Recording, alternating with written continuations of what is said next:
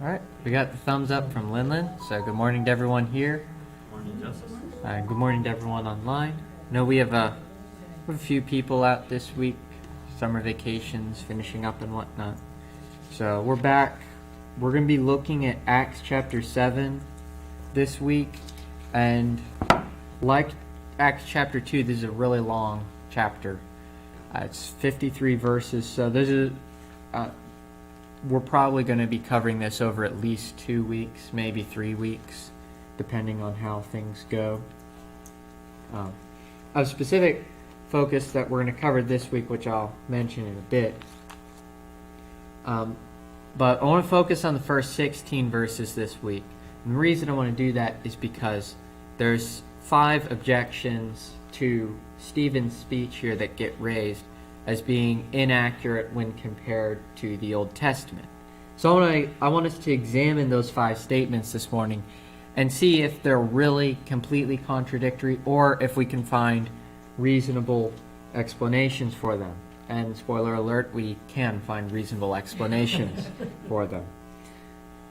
So we're going to be examining those solutions, and it's going to give us a good look at the doctrine and reality of inerrancy as well.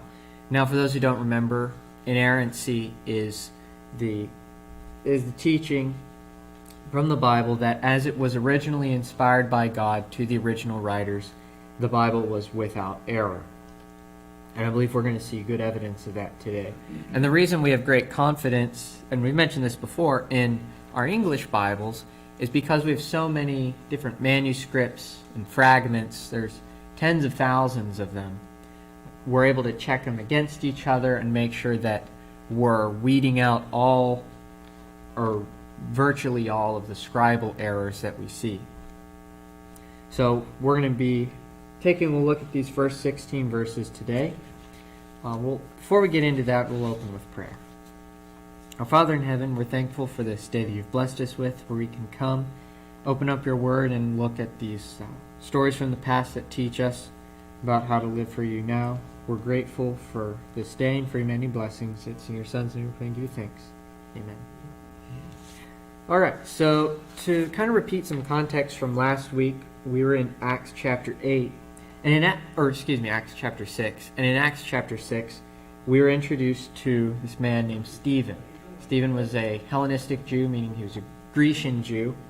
And he's one of 7 guys who are chosen to help administer food and supplies to a lot of the widows in the church at that time.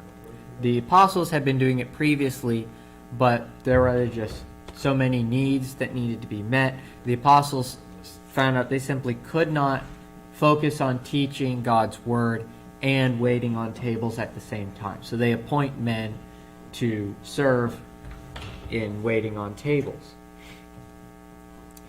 Now, we see right after that, starting in verse 8, that Stephen, on the previous verses, the apostles laid hands on all 7 of these men. And so we start to see in verse 8 the first time someone other than the apostles is doing signs and miracles in the book of Acts. And it's also said that Stephen is full of the Spirit. And one of the ways that manifests is that no one's able to argue against him. The way that the Spirit is informing him, probably working in combination with knowledge that he already had, no one's really able to stand up to Stephen. It says that there were Alexandrians, people who belonged to what's known as the Synagogue of the Free Men. Cyrenians, Alexandrians, those from Cilicia and Asia. So Jews from all over, they try to debate him, and they can't beat Stephen at all. His reasoning is impeccable. And so finally, because they want him to be kept quiet, they make false charges against him and bring him into the Sanhedrin. And so what we're going to read in chapter 7 with Stephen's sermon is kind of his defense in court against the Sanhedrin, against these false accusations. Now, what are the specific accusations that are made against Stephen? He's accused of having spoken against the temple, having spoken against the law, supporting what Jesus says about Jesus is going to destroy this place, meaning the temple. Now, as we know, that's a blatant misrepresentation of what Jesus meant. When Jesus said, I will tear down this temple and rebuild it in 3 days, he was referring to himself. That's made very clear by the Gospels. And then finally, they accuse Stephen of trying to change the customs that Moses has handed down to us. And we might not get to it this week, but what we'll see by the end of his speech, he's not getting rid of the customs. He's talking about how the fulfillment of these old customs has come, and now the full revelation of God has come. So that's kind of the context that we're in as we get into chapter 7. And so we'll start reading the first few verses here. And the high priest said, Are these things so? And Stephen said, Brothers and fathers, hear me. The God of glory appeared to our father Abraham when he was in Mesopotamia, before he lived in Haran, and said to him, Go out from your land and from your kindred, and go into the land that I will show you. Then he went out from the land of the Chaldeans and lived in Haran. And after his father died, God removed him from there into this land into which you are now living. All right, so in verse 4, we start to see the first proposed rub. Now, we'll get to that in a moment, but I want to make a quick note on verse 2, because remember, Stephen is a Hellenistic Jew, meaning he was of either fully or at least partially Greek descent. And so what's interesting, he begins by talking to the Jews here about our father Abraham. So he's establishing himself as one of them. He's trying to point out, I'm a Jew, or I am or was a Jew just as you are. He's obviously a Christian now. But something else established by the Bible is, and we see this in Romans with the Apostle Paul, we see this in the book of James. It's established that we as Christians are sons of Abraham through faith. Good example of that is Romans 4:16. To turn to there. Does someone want to read Romans 4:16? All right, Mom. I don't know if we have the microphone.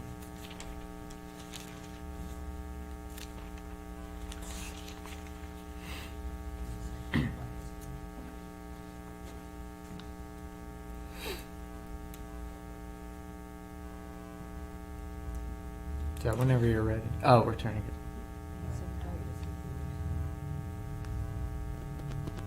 Yep. Okay. For this reason, it is by faith that it might be in accordance with grace, in order that the promise may be certain to all the descendants, not only to those who are of the law, but also to those who are of the faith of Abraham, who is the father of us all. All right, thank you. And so there's a reference there to some of the promises made to Abraham. A big one being that through his offspring the whole world would be blessed. That's a blessing that we all partake in as Christians, because that promise was referring to Jesus. So there we see Stephen establishing his lineage and kind of using that to provide some background for himself as he speaks to the Sanhedrin. It's interesting to see the respect that he still gives the Sanhedrin despite their accusations against him. They're bringing in... How? There His motorcycle, they turn on their radios. I guess. All right. Well, getting back to this, even though the Sanhedrin is using false witnesses to bring Stephen in, they're saying all kinds of false things about him. To them. He begins his speech with, Brothers and fathers, hear me. He's being very respectful towards those who aren't respecting him at all. So there's a good example for us. Now, down in verse 4, we come to the first proposed inconsistency with, in this case, the book of Genesis. And the first issue has to do with the death of Abraham's fathers. Abraham's father's named Terah. Back in Genesis chapter 11, verse 32, it's a list of genealogies, and it says that when Terah was 70, he had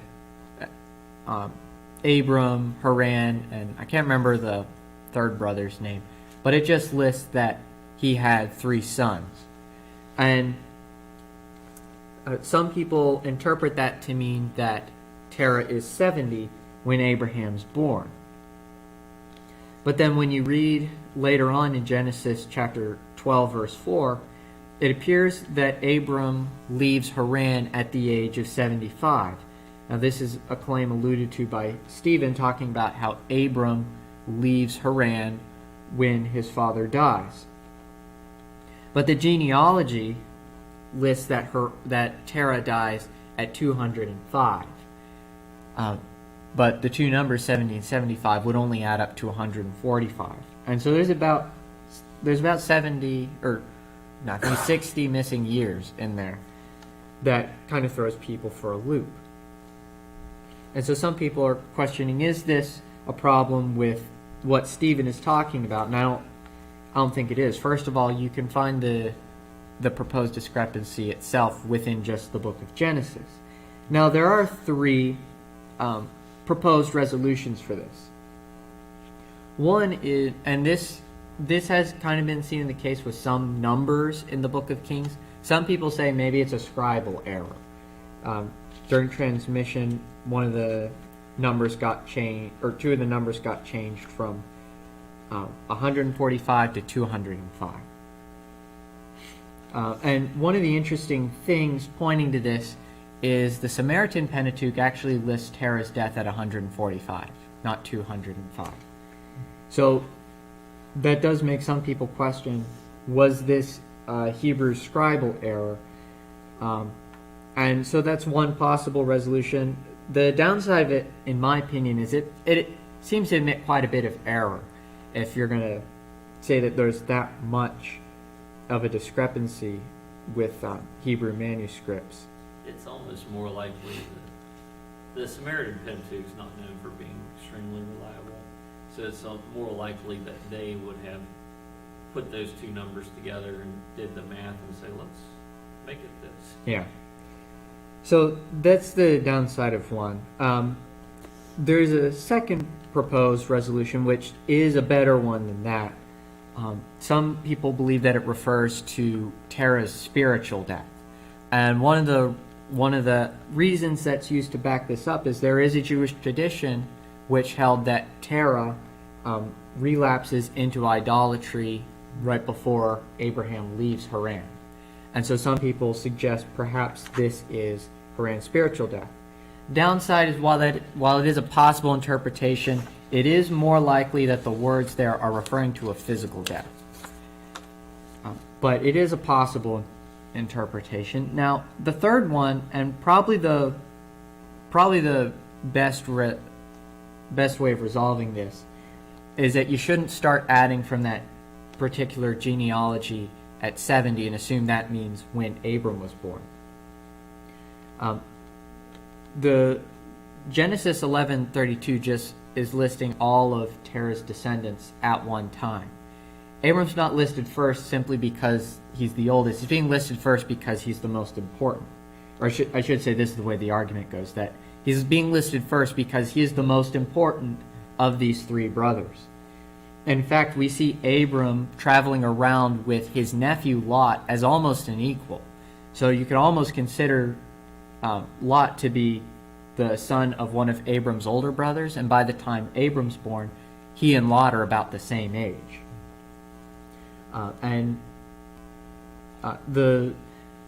What that means is that you could actually backdate from when Abram leaves Haran and when it says Terah dies. You can backdate that by 75 years and determine Abram's actually born when Terah's 130. And Terah just has his first son when he's 70 years old. So I think that's probably the best way of resolving it. Now, some people will raise an issue with this explanation. His father's having a son at 130. Doesn't that kind of invalidate some of the wonder behind Isaac's birth? And I believe that's not the case at all. First of all, the the main miracle with Isaac's birth wasn't just that Abraham was 100, it's that his wife had a son when she was 90, and after she had previously been barren. And then one of the other interesting things to remember... Oh, we good over there? Was it wasp? No, it's something with lots of legs. Okay. You go get me. Okay. So, some people think that him being 130 would be a problem, but what's interesting to note is that when you look back at Genesis, I think it's around chapter 35 or 36, after Sarah dies, Abraham gets married again to another woman named Keturah when he's like 137 and has like 6 or 7 more kids.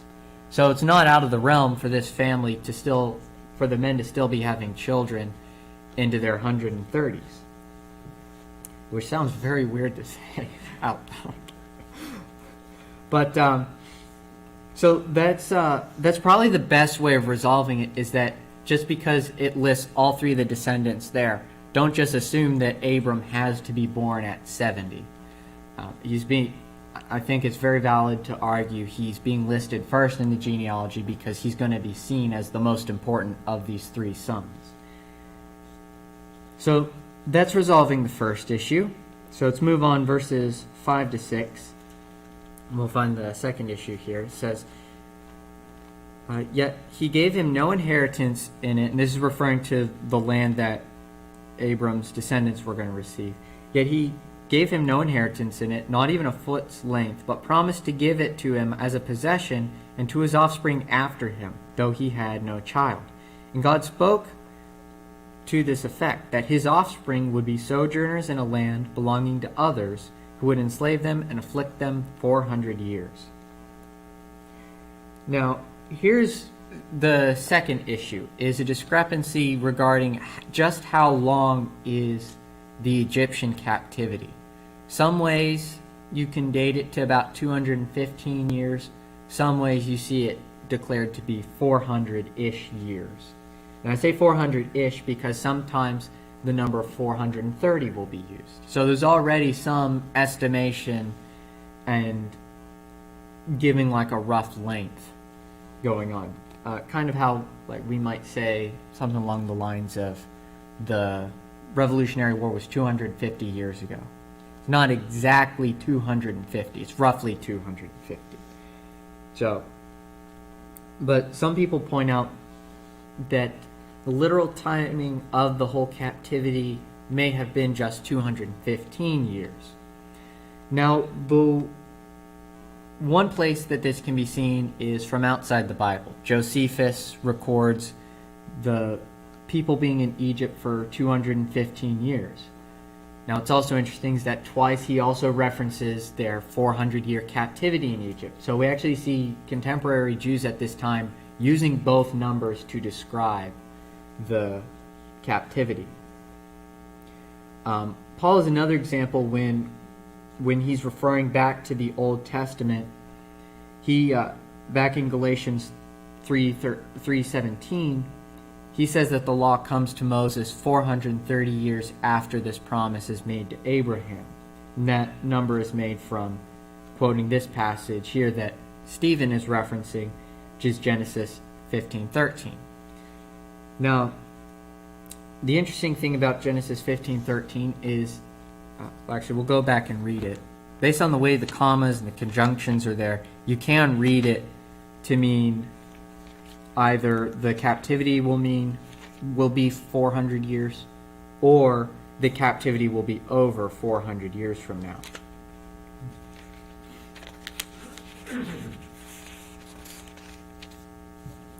It's 15:13. Then the Lord said to Abraham, know for certain that your offspring will be sojourners in a land that is not theirs, and will be servants there, and they will be afflicted for 400 years. So with that conjunction, one can argue that it's saying that their affliction is going to be ending 400 years from now. Because they're going through hardships even before the captivity down in Egypt, with their family going through a famine and only making it through the famine because of Joseph being sent down to Egypt ahead of time, which we've been talking recently about on Wednesday night. But then there's another passage in Exodus introduces some more questions about the numbers into the mix, because it says here at the end that the time that the people of Egypt live in Egypt, or excuse me, the people of Israel lived in Egypt was 430 years. So that's, again, the number that Paul is referencing. But the interesting thing about this text is that it's really only found in the old Hebrew text. In non-Hebrew texts, one we already mentioned, Samaritan Pentateuch, which off the bat, it's not the most reliable, but it's not the only one this time. Septuagint, Alexandrian Codex, and Coptic Christian texts read that verse a bit differently. In Exodus 12:40, it says, "For them, the time that the people of Israel lived in Egypt and Canaan was 430 years." So there's just a little bit of disagreement there with the manuscripts. Is it referring to the total time from Abram to Moses, or is it just referring to the captivity in Egypt? So and then one can also start to consider, when you look at the genealogies, it seems short. So the 215 number could seem to be more accurate. But then we've seen many times throughout Scripture, the genealogies aren't always listed for completeness. Sometimes they're just highlighting major people in the family. The genealogy in Matthew would be a good example of that. And so you can't just go on genealogies alone to determine just how long the captivity is. The list and number of descendants, especially the Kohathites, the sons of Levi, who become both the priests and assistants to the priests, I think it's about 8,600 Kohathites by the time they leave Egypt. And the commenters, when looking at it, are like, that would probably lend toward being more like 400 years, whereas if it was 250, the number would probably have been more like 2,000 instead of 8,000. So there's different ways to interpret most of these passages on the exact length of the captivity. So what are some ways to resolve it? Well, first off, in regards to the 400 versus 430 number, we already know there's a kind of rough estimation there. So that's not much of an issue. But what we see is that a lot of these passages that list this happening in 400 years, it's also possible to read that it's ending 400 years from now. So I think there's enough room to interpret either one in there. And then, as I pointed out earlier, what's interesting is that when you look at contemporary Jewish works of that time, like Josephus, he actually lists both. At one point, he refers to the captivity being literally 215 years in length, but then two other times he refers to the Egyptian captivity as a 400-year captivity. So even Jews in that day would refer to it either way. Plus, you have, for some of the 400 years, Joseph was the hero, and his family would have been honored. So, but it takes a little bit of that time. They could have been referring to the time when they were in a bad light with the Egyptians. Yeah, I think that's... Over 100 years, their family could have been They thought of. may have lived free for a long time before they were enslaved. Well, we know Pharaoh was supporting them. They almost probably did. I mean, they were given the land of Goshen to reside in.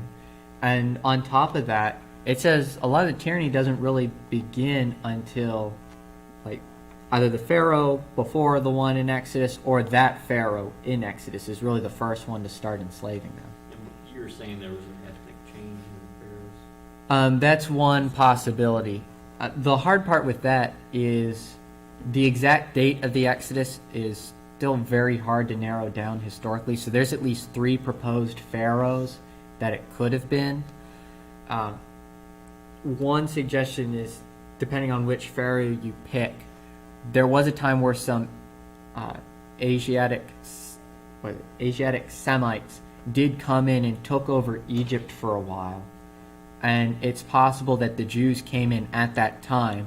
Another Semitic was on the throne, and so that was already a little bit more favorable towards them. And then the pharaoh that comes in by the time of Moses is an actual Egyptian retaking the Egyptian throne from outside invaders. And so that's one reason they might look at the Jews with disdain, as they're other outsiders.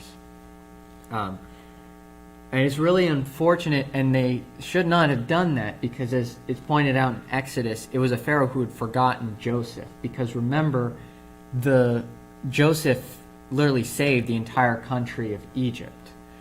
So really should have been grateful to him for preserving the very country he was getting to rule now. But again, that relies on which Pharaoh do you pick. I think they're like Thutmose the First or Ramses the Second are two of the three proposed ones. I can't remember the third one. But the timing of the Egyptian captivity is still hotly debated. So anyway, I think we see there's some very possible resolutions for this passage. I don't think we can point to Stephen as making any mistake. He is just quoting Genesis right now. So there's certainly no mistake with him. And I think all these passages can be interpreted to mesh with one another in terms of time. What's one of the important key facts, though, at the end of this? It's still just a long, multi-hundred-year captivity. I mean, that essential fact remains the case regardless of which specific number gets tacked onto it. So continuing on, reading verse 7, and then again, this was God speaking to Abraham. But I will judge the nation that they serve, says God, and after they shall come out and worship me in this place. And he gave them the covenant of circumcision. And so Abraham became the father of Isaac, circumcised him on the 8th day, and Isaac became the father of Jacob, and Jacob of the 12 patriarchs. So that's kind of the end of the forehistory with Abraham. Now, we are going to be briefly introduced here to one of the themes of Stephen's speech, which is that the Jewish leaders here are rejecting God. And he's showing them other cases throughout history where their ancestors had rejected God and the one that God had sent to be their ruler. And the first case we see is with Joseph. Verse 9, and the patriarchs, jealous of Joseph, sold him into Egypt. But Egypt was with him and rescued him out of all his afflictions and gave him favor and wisdom before Pharaoh, king of Egypt, who made Joseph ruler over Egypt and over all his household. Now there came a famine throughout all Egypt and Canaan, and great affliction, and our fathers could find no food. And when Jacob heard that there was grain in Egypt, he sent out our fathers on their first visit. And on the second visit, Joseph made himself known to his brothers, and Joseph's family became known to Pharaoh. And Joseph sent and summoned Jacob his father and all his kindred, 75 persons in all. We'll stop there for a moment, look through some of these. So, I just mentioned the bit regarding rejection. You see there in verse 9, it's talking about how the other patriarchs, so Joseph's older brothers, they rejected him. They did not like him. They sold him into slavery down in Egypt. But ultimately, God makes him the ruler over all of them. And that's going to be a repeated theme we'll see with Moses, and then we'll see with Jesus as it's applied later on in Stephen's speech. We're probably not going to get to him applying it to Jesus today. We'll see if we can get to Moses here. Now, down in verse 14, we reach the third issue, and this is probably the most, I don't know if petty's the right word, but this is probably the most insignificant one, yet people will still raise it, is a question over just how big Jacob's household was. Because Stephen says 75 persons in all. If you read Genesis 46:27, it says, and the sons of Joseph who were born to him in Egypt were 2. All the persons of the house of Jacob who came into Egypt were 70. So people will point to it and they're like, see, only 70 people came to Egypt. But Stephen here says 75. So the Bible must be inaccurate. And the problem with that is how you read Genesis 46. It lists Joseph's family before it lists all the people that came from Egypt. And so it's Joseph, he has himself, he has at least 2 sons, he has his wife. It's conceivable that either the house of Jacob, excluding Jacob, is being listed, and so Jacob makes the 75th person, or Jacob is included there, and Joseph has a daughter that's not listed, or it's just rounding. Stephen said 75 instead of 74, which is not a big deal in the slightest. So there's a very easy way to see Jacob's household that moves down to Egypt is the one being numbered in Genesis. But then when we come to Stephen, he's listing Joseph, Jacob, all his kindred is 75 persons in all. And so he's just adding 5 people that Genesis hadn't added. So that's why I say this is probably the most petty of the proposed discrepancies, is because it's actually very easy to resolve.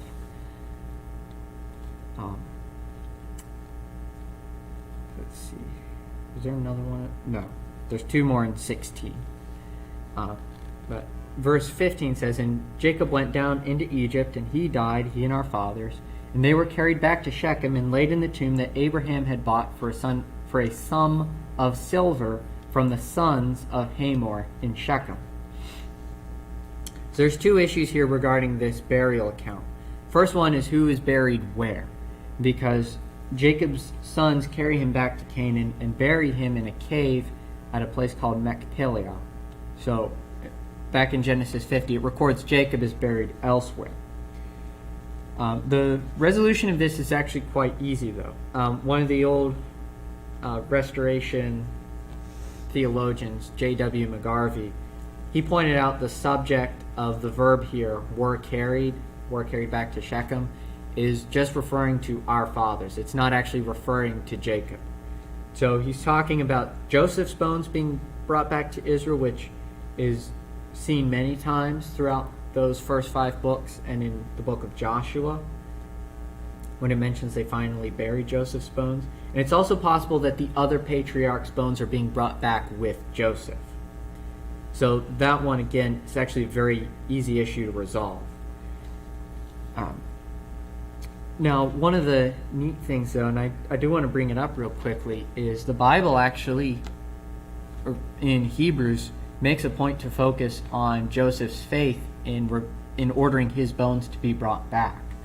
It says he did that by faith, and the reason he did that was because he believed God's promise that had been given to Abraham prior, saying at the end of this time, you guys are going to go back to your land, to your inheritance. And so since Joseph knew that time was coming, he had enough faith to order that his descendants not bury his bones in Egypt, even though he had been the prime minister of Egypt. He's like, we're going back there one day. You guys take my bones with me and bury me in the land of my fathers. So he ends up, hundreds of years later, getting to be buried beside, well, not literally beside, but in the same land as Jacob and Abraham and all of them. So it shows him to be a great man of faith. Then the last issue is regarding who bought this tomb in Shechem. And the reason for that is because the only record we have of Abraham buying a tomb is one that he buys in a different area for his wife, Sarah, when she dies. Genesis 33:19 says that Jacob bought land at Shechem from Hamor, who lived there. It doesn't say that he bought it specifically for burial. It just says that he bought land there. There's a couple ways to resolve this issue. One, if you look in Genesis chapter 12, verse 6, it specifically states he travels through Shechem before he ultimately settles, and then because of a famine, they have to go down to Egypt. And that's the incident with him and having Sarah be called his wife, and that leads to a whole mess down there. But it actually states before they have to leave Canaan the first time to come back, they do pass through Shechem. And so it's very possible he bought land while in Shechem, and then while they're down in Egypt, someone came and just took the land from them. And then later on, Jacob has to buy the land back later. Now, another thought I had was because Jacob is of the same family, and Abraham is kind of the founding patriarch of that family, could just be he bought the land in their family name. And in that sense, he's using Abraham's name to buy the land. So, not that it's literally Abraham buying the land, but that his family is buying the land. So those are two possible ways to resolve that discrepancy. Now, just to conclude on these points about these 5 quote-unquote discrepancies, I think it's important to note here there are reasonable possible explanations for all 5 of these issues. And most of them, as we saw, are over small numbers or who was where when, and there's still very much enough room within the Bible to construct explanations that fit with all of the available biblical evidence and don't contradict the Bible anywhere. So I think given these possible explanations, we should not let these little things shake our faith in the inerrancy of God's Word in the slightest. In fact, it should be strengthened by being able to see that we can figure these resolutions to these proposed problems. One other neat thing to kind of close this discussion out with is in the commentary on Acts, Reese noted that of the things that were being accused of Stephen at this time while he was before the Sanhedrin, inaccurate is not one of them. His enemies accuse him of a lot of things here, but never throughout this whole passage is he accused of being inaccurate. You don't see any of the Sanhedrin raising their hands and saying, that's not right. Yeah, kind of like along those lines. These things were so important to them. These the movements, the years that elapsed, all these things, all these sequence of events. And so they had taught about this for generations. And these are things that they had come to grips with, like as commentators, they had studied it so in depth and so thoroughly. These are the things that they would say. And Stephen knew what they said. They all agreed on these facts. On the 75, on the 400 years. These are all agreed upon statements. He's just bringing it to their knowledge. He's just reminding them. Yeah, and much of the speech up until really like verse 30 or so is just a reminder and kind of a brief introduction of their history, that he's then going to use those facts of their history, of their constant rejecting of the one who God sends to them. He's going to be using that to point them towards Jesus. And they're not going to like that. They had more information and better explanations than we do. Because they definitely had more texts of the Old Testament than we do today, that have since been lost in the thousands of years. But yeah. It's great points that you're making, that there are ways to understand this that make sense. Yeah. So those are those 5 issues. It's about 9:41, so we'll probably get closed here. Are there any closing questions? Any loose ends I could help tie up? Isn't it true that Stephen is just pulling this stuff out of his memory? Kind of. He's speaking also under the power of the Spirit, though. So it's not just him recalling these from memory. It's also the Holy Spirit helping him to do that. And so that's why we try to make sure that we can verify the fact claims he makes in the speech, and why I believe we can.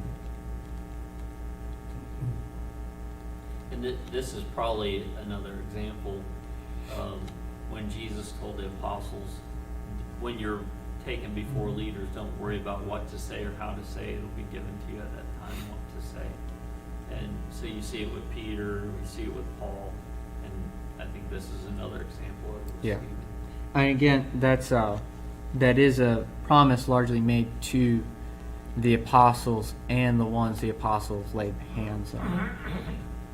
But yeah, I think that this is certainly an example of that. So, good discussion, so we'll close with prayer.